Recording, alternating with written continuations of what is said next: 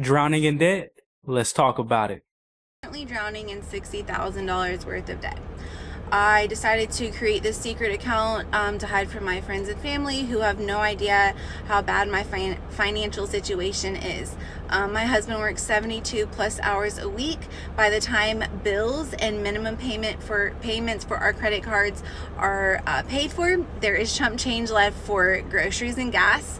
I'm at my wit's end because I don't know what else to do. We don't even have extra $10, $15 to throw towards debt at this point. And I see that this trend is working for a lot of people. They're trying to pay off their husband's trucks. I'm really just trying to get in a better financial situation because my worst fear is that my husband can't go to work or something happens and we lose everything. We have no savings, we have nothing to fall back on.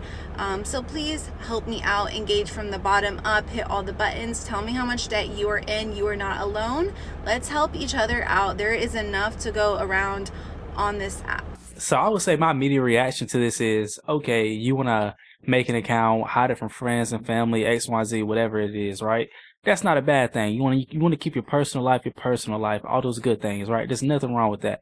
However, the only issue I have is that now maybe they have to, right? Because they're in debt. But even then, I mean, you're only adding to the problem. But she mentioned she had a bunch of credit cards, things like that, right? So I guess, because they have debt, they're surviving off credit cards. She mentioned her husband was working a lot, 72 hours a week, things of that nature. But my question is, what is she doing, right? What is she doing to either solve the problem or take steps to solve the problem, right? I don't think she mentioned at all what she's doing for work, or she's working, or she's doing this, or she's doing that, right?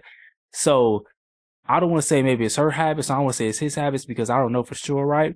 But with the amount of hours he's working, I would presume he doesn't really have much time outside of that in the everyday work week to just have a bunch of different hobbies, right? Spend a bunch of different money, especially because they already don't have much money left over, as she stated, right? So if he's doing that, what are you doing on your end, right?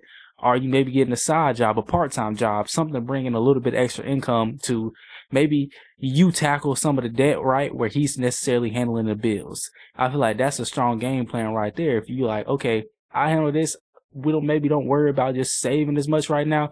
Let's just knock this out, right? Cut the credit cards off, right, and just try to pay that debt down as fast as possible.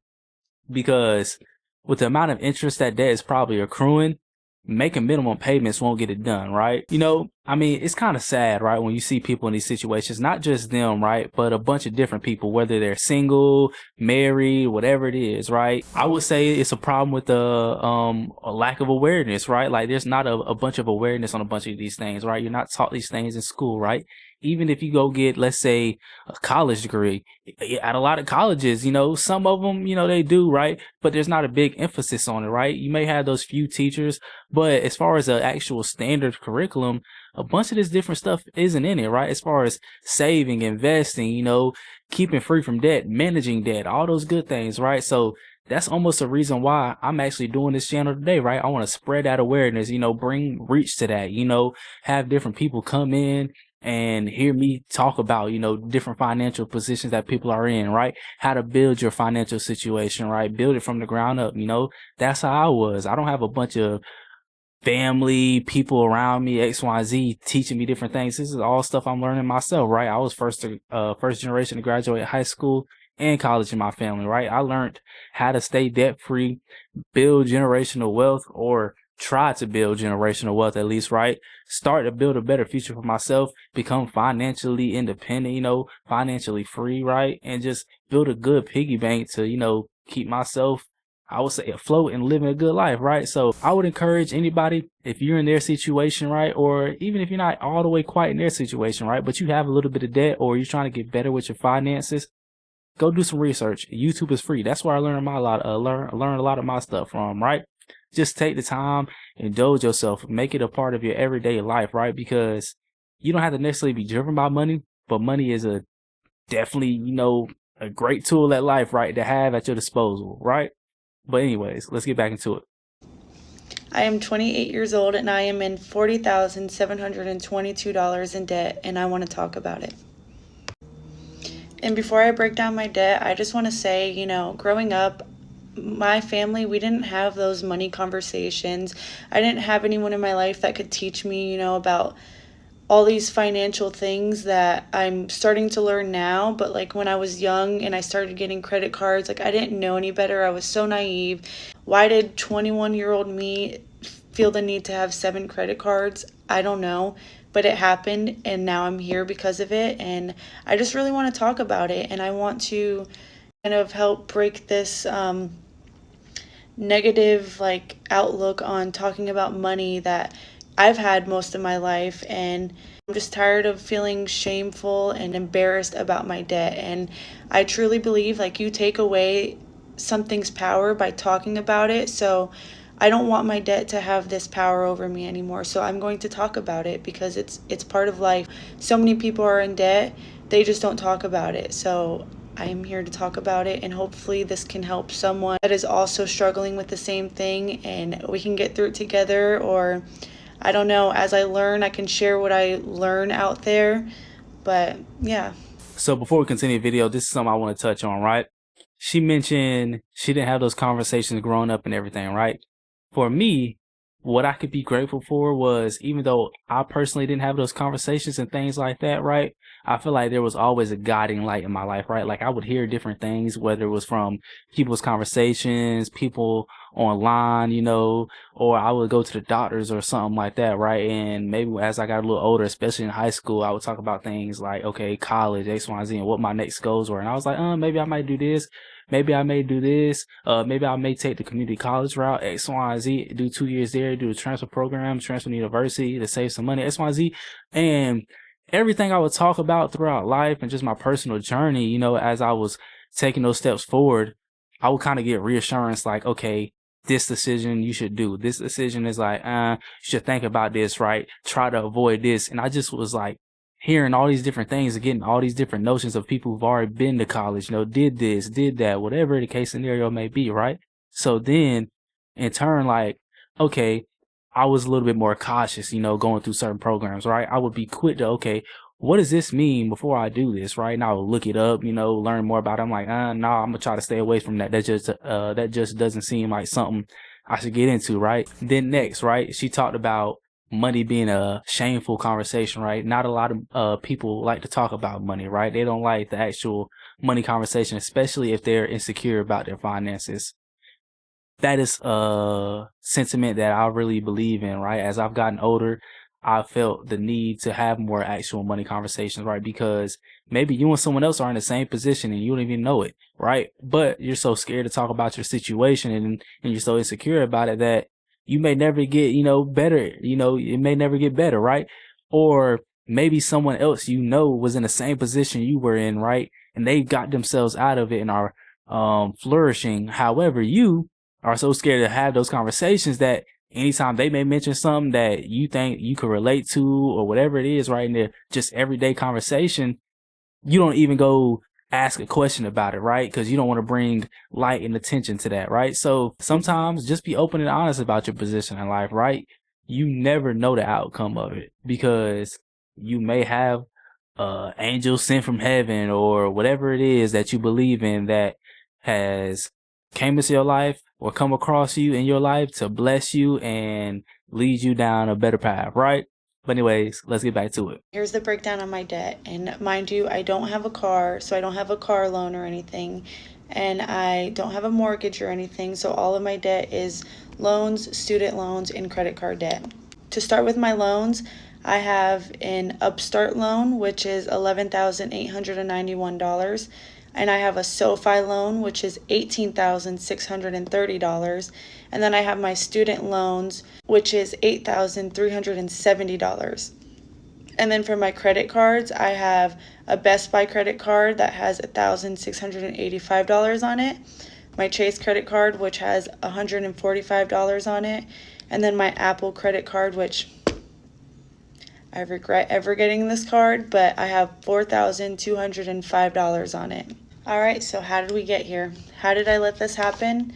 I honestly, starting young with all the credit cards that I had, I just fell into the, rat race and going to stores, it was always, you know, if I saw something I wanted, I just got it, and I was like, I'll just put it on my credit card and I'll figure it out later, or I'll pay it off, like whatever it was. And then sometimes I would pay it off, sometimes I ended up spending too much that I couldn't pay it off, so then it would leave me with a balance, and then I would keep doing that and doing that. And then before I knew it, I had such a high balance on my credit card, that on multiple credit cards, that I then had to take out a loan to pay off those credit cards to consolidate that debt, because it was just too overwhelming for me. And I did it all over again. For me, the little purchases here and there, 50 bucks here, 50 bucks there, 100 bucks there, like it adds up. And if you're not tracking, and if you're not truly understanding what's coming in and what's going out, you kind of just get lost and you don't even realize. And before you know it, you're in a situation where you don't even understand how you got there, but you know how you got there. And it's not what I just want to say. It's not worth it. It's not worth it. So if this can, I don't know, get in front of the young adult crew that is starting to manage their finances on their own, or someone in the same boat as me, like, you're not alone. And I want to talk about it because I want it to stop having so much power over us, and I want you to know, like, you can be in control. And the way to be in control is truly track your finances and budget and do what you have to do. Like for me, what has been helping me so much is I use the Rocket Money app, and I love it because I plug in all my accounts in there, and it is able to give me an overall view of my finances. I'm able to put budgets in the app, so for each category, I have a budget, and it tells me when I'm reaching the maximum for that category, so I can truly keep track throughout the month what I'm spending. It tracks my assets, it tracks my debt, so I'm able to see my net worth, and my net worth is negative $17,048.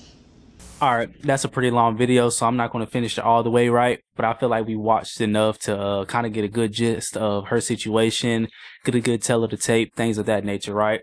I like how she ended the video, right? She's talked about solutions and steps she's taken to get down the debt, right? Put herself in a better financial position, budget, keep track of everything, right? Like, those are the steps that you want to be talking about and taking if you're in her position, right? Now, some of the things that I would recommend. First, I would recommend getting rid of those credit cards that have the lowest amounts of debts, right? Like, I mean, I know she mentioned one credit card. I can't remember exactly which one it was. It had like $100 and something on it. Like, just, if you can, like, pay the $100 and something off and get rid of the credit card, right? You're just having it there, gaining interest, XYZ, carrying a small finite balance on it for what? You know, that's just an extra few dollars, even if it's that, right? That's coming out of your account for no reason, right? Just pay it off, close it, right? Now, I know someone like Dave Ramsey, he mentions a snowball effect, X, Y, and Z, right? Start with the smallest balances and the smallest credit cards, pay those off, and then keep working your way up, right? While taking that money that you're paying on those and adding it on to each credit card, each debt, one at a time, right?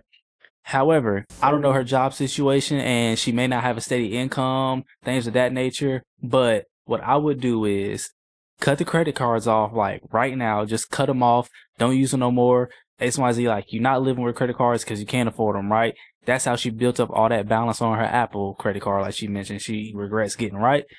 Cut them off. And I feel like in her position, the snowball effect could work to an extent, right? However, in her position, she also mentioned she had some consolidated loans and things of that nature, right? Student loans. So with some of her debts being kind of as high as they are, and right, and the amount of interest she can accrue on those things, I would, me personally, mix the snowball method in with the small debts while also trying to put a little bit of extra money onto those big debts that have maybe high interest rates, right? Like, I could imagine her student loan debt probably accruing a bunch of interest, right? Especially if she's just making that minimum payment on it, right? While trying to do the snowball effect method, right? Or I think she mentioned some other consolidated loans that she had, right? Or maybe her Apple credit card. I don't know what her interest rate on that thing is, right? But those debts that she has with the highest interest rates, try to pay a little bit more on those while also maybe mixing in the snowball effect a little bit, right? Just so you can better overall, I would say, in my opinion, manage the debts a little bit better rather than, okay, you're doing the snowball method working your way up. But by the time you get there, I'm like, dang, if you'd have just, did a little bit more of this during this whole period where you were working your way up, you could have avoided this much extra interest, but it's her decision, of course, or anybody who's in her position, is their decision, right? But that would just kind of be my recommendation. But the last point I want to touch on is, if you're someone in her position, right, takes those steps to learn discipline, right? Learn budgeting skills, learn different finance nuances. There's different accounts out here, right? Different measures you could take, different things you could do, right? She already talked about consolidating her loans. Maybe that's an option if you don't have as much debt as her, of taking, right? Because there's a lot of places that'll consolidate your loans, give you a 0% interest rate for a certain period of time, right? And during that period, you have basically no interest accruing on your loans, and then that'll be a period to pay extra, and get those loans down without adding any extra money to those loans, right? So I mean, there's a bunch of different options, and also you never know what can happen with the power of just calling the loan company that you are going through, right? That your loans are through. Just call them and tell them, like, hey, this is my position in life, right? This is where I'm at. This is how much money I have. This is how much I could put towards it. I want to get you your money, and I want to be, financially free. I don't want to have this debt lingering over me, right? And just be honest about your position. A lot of times they want to get their money too, right? They don't want to just continue to add on interest, because if you're not paying it now, what's the chances of you paying it when they just tack on more interest, right? All that is going to be them adding money that they know they're probably not going to get, and you getting more money added to your loans that you're probably not going to pay, right? So they want to work with you a lot of times, right? Figure out the best solution to get their money, while also you simultaneously figuring out a position to put yourself in a better position in life. All right. But if you stuck with me this long, man, I appreciate it. And I thank you, man. If you liked the video and liked everything I said, go ahead and smash that like button.